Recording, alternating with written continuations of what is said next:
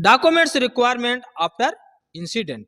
यदि किसी प्रकार की दुर्घटना होती है तो कौन कौन से हमको जो है डॉक्यूमेंट्स बनाने पड़ते हैं, कौन कौन से डॉक्यूमेंट्स में रिवीजन करने पड़ते हैं, उन सभी चीजों के बारे में इसमें जानेंगे। देखिए, जब ऑडिट होता है या हम ऑडिट करने के लिए जाते हैं या हमारे यहाँ ऑडिट होता है, तो यदि किसी प्रकार की दुर्घटना हुई है तो उसमें हमें कौन कौन से डॉक्यूमेंट्स को तैयार रखना चाहिए।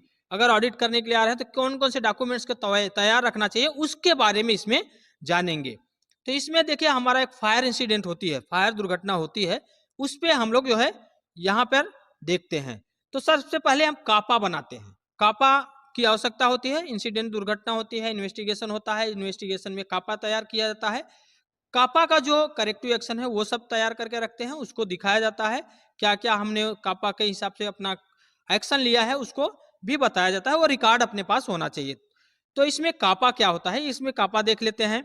कापा अर्थात corrective action and preventive action. Corrective action का मतलब होता है जो जगह पर जब हुआ तभी क्या एक्शन लिए। प्रिवेंटिव एक्शन का मतलब क्या होता है, अगर जो फ्यूचर में ना हो उसके लिए हम लोग क्या कर रहे हैं, तो वो प्रिवेंटिव एक्शन हो जाता है। ये हमारा फॉर्मेट है, इसमें हमने जीसीपी सेफ्टी लिखा हुआ है, ये कंपनी का लोगो है, हमारा जो यूट्यूब चैनल है उसका नाम लिखा है हमने। आप यहाँ पे अपनी कंपनी का लोगो डाल सकते हैं। इसके बाद है register of corrective and preventive action. तो ये रजिस्टर जो है करेक्टिव एंड प्रिवेंटिव एक्शन का है। इसके बाद इसमें नीचे है प्रोजेक्ट, आप साइट का जो है साइट का नाम वहाँ पे डाल देंगे, और इसके बाद डेट है, जिस डेट को आपने बनाया है वह डेट यहाँ पे डाल सकते हैं। तो हमने अपने हिसाब से डाला है। इसके बाद फॉर्मेट नंबर इसमें है, तो OHSF02 है, हमने यहाँ पे डाला है। आप अपने हिसाब से फॉर्मेट का नंबर आप डाल सकते हैं। और डॉक्यूमेंट्स रिवीजन नंबर हमने 0 लिखा है। आप भी अपने हिसाब से जो रिवीजन डेट रहेगा, जो फॉर्मेट ये है, फॉर्मेट में जो रिवीजन नंबर आता है वो यहाँ पे डाल सकते हैं। इसके बाद डॉक्यूमेंट्स रिवीजन डेट, तो जब डॉक्यूमेंट्स रिवीजन करते हैं तो उसका डेट यहाँ पे आ जाता है। ये फॉर्मेट हमने बना के अपने पहले वीडियो में इसके पहले मैं डाल चुका हूँ, आप वहाँ पे देख सकते हैं। इसके बाद जो है ये हमारा फॉर्मेट तैयार हो जाता है। इसके नीचे है सीरियल नंबर हमने लिखा है इसमें। इसके बाद रूट काउज आइडेंटिफाइड, तो जो रूट काउज है किस वजह से होता है उसको यहाँ पे आइडेंटिफाई किया गया है। इसके बाद है करेक्टिव एक्शन रिक्वायर्ड, क्या करेक्टिव एक्शन लेना है वो यहाँ पे आ जाएगा। इसके बाद है रिस्पॉन्सिबल पर्सन फॉर एक्शन, कौन व्यक्ति जो है एक्शन के लिए इस काम को जो जो ऑप्शंस हैं, जो पॉइंट्स दिए गए हैं उसको करेक्टिव एक्शन लेने का कौन व्यक्ति लेगा वो यहाँ पे आ जाएगा। इसके बाद टारगेट डेट है, जो डेट रहेगा टारगेट वो यहाँ पे आ जाएगा। इसके बाद प्रिवेंटिव एक्शन, प्रिवेंटिव एक्शन जो है क्या लेना है वो यहाँ पे आ जाएगा। इसके बाद रिमार्क है, रिमार्क में आपको कुछ लिखना है, फोटो लगाना है तो फोटो भी लगा सकते हैं। तो इस प्रकार से जो है ये कापा का हमारा फॉर्मेट तैयार होता है। और अब हम जो है एक फायर इंसिडेंट होता है, फायर दुर्घटना होती है, उस पर यह कापा हमने जो है तैयार किया है, उसको हम डिस्कस कर लेते हैं। तो सीरियल नंबर 1 है, यहाँ पे 1 में है लिखा है रूट काउज आइडेंटिफाइड में हमने क्या किया है, welding work was done without fire blanket. तो जो कार्य चल रहा था, बिगर फायर ब्लैंकेट का कार्य हो रहा था, वेल्डिंग का कार्य हो रहा था, उसके बारे में यहाँ पे जो दुर्घटना हुई है फायर इंसिडेंट, तो वजह क्या थी, फायर ब्लैंकेट नहीं यूज किया जा रहा था। तो इसमें करेक्टिव एक्शन में क्या आ जाता है, fire blanket should B provide eight hard work, जो भी हार्ड वर्क होगा वहां पे फायर ब्लैंकेट का उपयोग होना चाहिए। तो ये हमारा करेक्टिव एक्शन हो गया। इसके बाद आ जाता है रिस्पॉन्सिबिलिटी है। रिस्पॉन्सिबिलिटी में हमने यहाँ पे मिस्टर KH लाल लिखा है, आप जो भी रिस्पॉन्सिबल पर्सन रहेगा वहां पे डाल सकते हैं। इसके बाद टारगेट डेट हमने 5/2/2023 लिखा है, आपका जो भी डेट रहेगा वो यहाँ पे डाल सकते हैं। इसके बाद है प्रिवेंटिव एक्शन। प्रिवेंटिव एक्शन अब आगे नहीं होना चाहिए, यह फायर ब्लैंकेट की कमी नहीं होना चाहिए, जिससे कि फिर से फायर ना हो, उसके लिए क्या करना है। इसमें प्रिवेंटिव एक्शन में है fire blanket should be issue from store before start of the work, register to be maintained. तो जो फायर ब्लैंकेट है, कोई भी हार्ड वर्क करने के लिए जा रहा है तो स्टोर से फायर ब्लैंकेट इशू होना चाहिए, और वहां पर जो है रजिस्टर होना चाहिए जहां पर साइन किया हुआ रहेगा, और रजिस्टर पर इशू नंबर लिए रहेगा, वो फायर ब्लैंकेट इशू हुआ है कि नहीं वह भी ध्यान रखना है। इसके बाद रूट काउज में है work was going on without supervision, कोई सुपरविजन नहीं था, वहां पे कार्य चल रहा था, इसकी वजह से फायर हुआ, फायर ब्लैंकेट नहीं यूज हो पाया। इसमें जो है करेक्टिव एक्शन में क्या हुआ, सुपरविजन शुड बी प्रोवाइड, तो तो वहां पर जब भी वेल्डिंग का कार्य चालू होगा तो सुपरविजन प्रोवाइड किया, ये करेक्टिव एक्शन हो गया। इसमें रिस्पांसिबिलिटी है KH लाल जो साइड इंचार्ज हैं, उनका यहाँ पे आ जाएगा। इसके बाद टारगेट अपडेट हमने दिया है, आप अपने हिसाब से दे सकते हैं। इसके बाद है प्रिवेंटिव एक्शन। प्रिवेंटिव एक्शन में क्या होता है, dedicated supervisor shall be deploy for hot work and supervisor shall be signed on work permit. तो जो डेडिकेटेड एक रिस्पांसिबल सुपरवाइजर उधर के लिए जो है डिप्लॉय करना होगा, और वह जो है जो परमिट होगा उस परमिट पे उसका सिग्नेचर भी होना चाहिए। यह जो है हमारा प्रिवेंटिव एक्शन हो गया। इसके बाद रूट काउज में है work started without removal of combustible material from work area. जो कार्य जहां पे चल रहा था वहां से जो है कंबस्टेबल मटेरियल नहीं हटाया गया था, इसकी वजह से फायर हुआ। तो इसमें करेक्टिव एक्शन में हो जाएगा कंबस्टेबल मटेरियल रिमूव्ड और protect with non flammable material. तो जो कंबस्टेबल मटेरियल है उसको हटा देना है, उसको हटा दिया, बाद में काम चालू किया तो, और दूसरा जो भी नॉन फ्लेमेबल मटेरियल है उसके द्वारा ढक देना है अगर वो मटेरियल नहीं हट सकता है तो। ये हमारा करेक्टिव एक्शन है। दूसरा जो है इसमें रिस्पांसिबिलिटी में KH लाल हैं, उनको डाल दिया हमने, टारगेट डेट जो हमारा है उसको डाल दिया। इसके बाद इसमें प्रिवेंटिव एक्शन में है combustible material shall be stored at dedicated area and housekeeping should be provided after completion of work on regular basis. तो इसमें क्या करना है, जो कंबस्टेबल मटेरियल है उसको क्लोज एरिया में रखना है, सही ढंग से स्टोर करके रखना है। और दूसरा जो है जहां पर कार्य हो रहा है, जो भी कार्य होते हैं तो वहां पे कार्य होने के बाद रेगुलर हाउसकीपिंग हो जाना चाहिए, तो जिसके की जो है कंबस्टेबल मटेरियल न रहे, ताकि दूसरा कोई व्यक्ति काम करने के लिए आता है तो आसानी से काम वहां पे कर सके। इसलिए जो है रेगुलर हाउसकीपिंग होना चाहिए कंबस्टेबल, जो भी कंबस्टेबल मटेरियल है उसका। तो ये हमारा प्रिवेंटिव एक्शन हो गया। इसके बाद रूट काउज में है ह्यूमन एरर। आदमी की गलती की वजह से, जो वेल्डर है उसकी गलती की वजह से जो है वहां पे फायर हुआ। करेक्टिव एक्शन में इसमें हमने पकड़ा awareness provided to the workers. जो वेल्डर है, जो वहां पर उसका हेल्पर है, सभी को जो है हार्ड वर्क करने वाले को अवेयरनेस जो है प्रोवाइड किया, ट्रेनिंग प्रोवाइड किया, यह होना चाहिए। इसमें रिस्पांसिबिलिटी में है EHS टीम है जो ट्रेनिंग प्रोवाइड करेगी। इसके बाद टारगेट डेट हमने डाल दिया है। प्रिवेंटिव एक्शन में हमने क्या पकड़ा है, training schedule shall be prepared and periodically awareness should be provided to the workers and staff. तो जो भी वर्कर्स स्टाफ है उनको जो है रेगुलर ट्रेनिंग प्रोवाइड करना है, और ट्रेनिंग शेड्यूल हमको बनाना है कि हमको कब कब जो है इसके बारे में ट्रेनिंग लोगों को देना है, उसका रिकॉर्ड भी आपके पास होना चाहिए।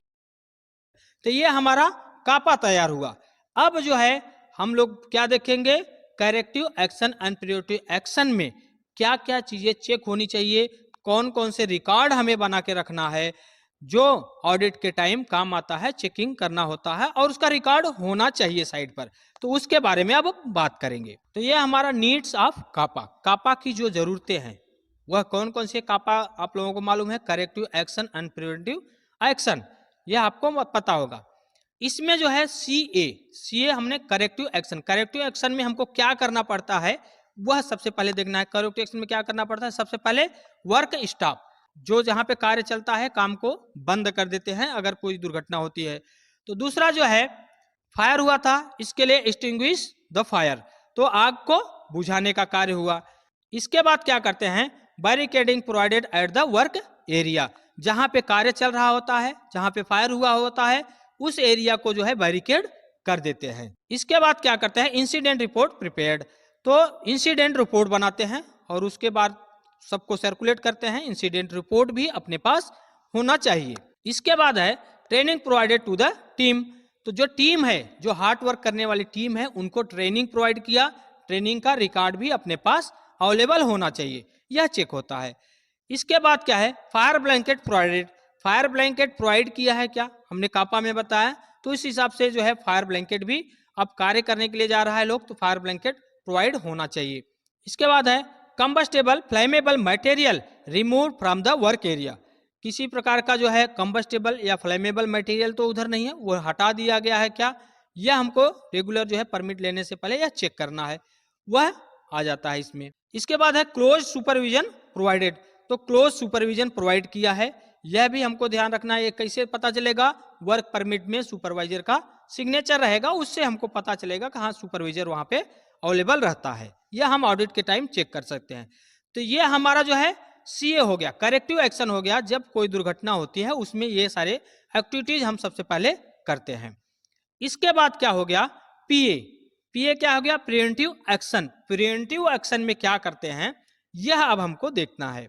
इन्वेस्टिगेशन रिपोर्ट्स प्रिपेयर्ड, तो जो इन्वेस्टिगेशन रिपोर्ट था वो बना है कि नहीं, इन्वेस्टिगेशन हुआ है कि नहीं, उसको जो है उसका रिपोर्ट बनाया गया है कि नहीं। तो यह हम जो है इन्वेस्टिगेशन रिपोर्ट भी हमको चेक करना होता है, यह हमको मेंटेन करके रखना है। और लोगों को सर्कुलेट किया गया हो उसका भी रिकॉर्ड अपने पास होना चाहिए। इसके बाद है meeting conducted with EHS committee team members, MOM prepared and communicated to all. तो इसके बाद क्या आता है, हमारा मीटिंग करना है। मीटिंग के अंदर आपका पॉइंट आना चाहिए। कमिटी मीटिंग के साथ में आपने पॉइंट डिस्कस किया है, वह पॉइंट आपके MOM में आना चाहिए और वह लोगों को जो है कम्युनिकेट किया गया हो, लोगों को बताया गया हो, उसके बारे में लोगों को भेजा गया हो वह रिपोर्ट, यह भी हमें जो है प्रिपेयर करके बना के रखना है, इसका भी हमें ध्यान रखना है। इसके बाद है incident point discussed in weekly meeting and MOM prepared and communicated to all. तो जो दुर्घटना हुई है उसके बारे में वीकली मीटिंग जो होती है उसमें पॉइंट डिस्कस होना चाहिए और उसका MOM बनाना चाहिए और MOM को लोगों के साथ कम्युनिकेट करना चाहिए, लोगों को सर्कुलेट करना चाहिए। यह रिकॉर्ड जो है अपने पास होना चाहिए। इसके बाद है incident corrective and preventive points communicated with the workers in TBT। तो जो टूल बॉक्स होता है उसमें इस बारे में, इस पॉइंट्स के बारे में, इस फायर जो दुर्घटना हुई उसके बारे में जो है बताया गया लोगों को, क्या उसके साथ लोगों के साथ डिस्कस किया गया, क्या उसका भी रिकॉर्ड जो है अपने पास होना चाहिए। इसके बाद है hard work training provided to the team about the incident preparedness.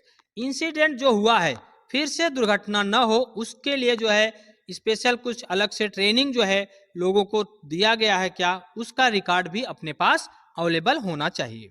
Next है risk assessment revise the hard work activities and mentioned recommended points of preventive action and circulated to all concerned team. इसमें जो risk assessment है, risk assessment को revise करना पड़ता है। जो points उसमें नहीं होते जिसकी वजह से दुर्घटना हुई, वो पॉइंट्स उसमें रिस्क असेसमेंट में आना चाहिए। इसके लिए आपका जो है रिस्क असेसमेंट रिवाइज होगा और इसके बाद जो करेक्ट कापा बनाया है, कापा के जो पॉइंट्स है वो पॉइंट्स भी उसमें आने चाहिए। यह भी हमको जो है ध्यान रखना है और यह जो है लोगों के साथ हमको रिवाइज करने के बाद लोगों के पास सर्कुलेट होना चाहिए कि इसमें ये चीजें रिवाइज हुई हैं।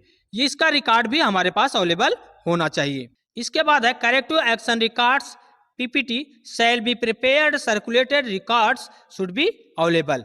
तो करेक्टिव एक्शन का जो PPT है, जो फोटोज है उसका PPT बनाना है और उसका रिकॉर्ड अपने पास रखना है, वह और लोगों के साथ वह सर्कुलेट होना चाहिए। यह भी हमको ध्यान रखना है, उसका रिकॉर्ड भी अपने पास अवेलेबल होना चाहिए। इसके बाद है monitoring records such as work permit and inspection checklist shall be available.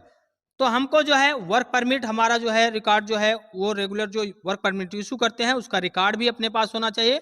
और किसी प्रकार का चेकलिस्ट आप यूज करते हैं, जैसे हाउस कीपिंग का चेकलिस्ट यूज करते हैं, तो वह चेकलिस्ट का रिकॉर्ड भी अपने पास अवेलेबल होना चाहिए। तो ये सभी चीजें जो है हमारा जो है जब ऑडिट होता है उस टाइम हमको चेक करना पड़ता है और इसमें ये सभी चेंजेज आते हैं, जो बदलाव आते हैं, उन सभी का रिकॉर्ड अपने पास अवेलेबल होना चाहिए। हमें रेडी पोजीशन में कौन कौन से डॉक्यूमेंट्स रिकॉर्ड रखना चाहिए? इंसिडेंट डॉक्यूमेंट्स रिकॉर्ड्स, जो दुर्घटना हुई उसका रिकॉर्ड्स। इसके बाद इंसिडेंट इन्वेस्टिगेशन रिपोर्ट्स, इसके बाद करेक्टिव एक्शन PPT, इसके बाद कमेटी मीटिंग MOM कॉपी, इसके बाद ट्रेनिंग रिकॉर्ड्स, इसके बाद रिवाइज्ड हीरा और इसके बाद मॉनिटरिंग रिकॉर्ड्स। ये सभी चीज़ों की हमको जो है आवश्यकता होती है जब कोई भी दुर्घटना होती है, तो इन सभी चीज़ों को हमको रिकॉर्ड इसका रखना अपने पास चाहिए, जिससे कि ऑडिट हो या हम ऑडिट करने के लिए जा रहे हैं तो उसमें भी ये सारी चीज़ें हम चेक कर सकते हैं। थैंक यू दोस्तों फॉर वॉचिंग दिस वीडियो।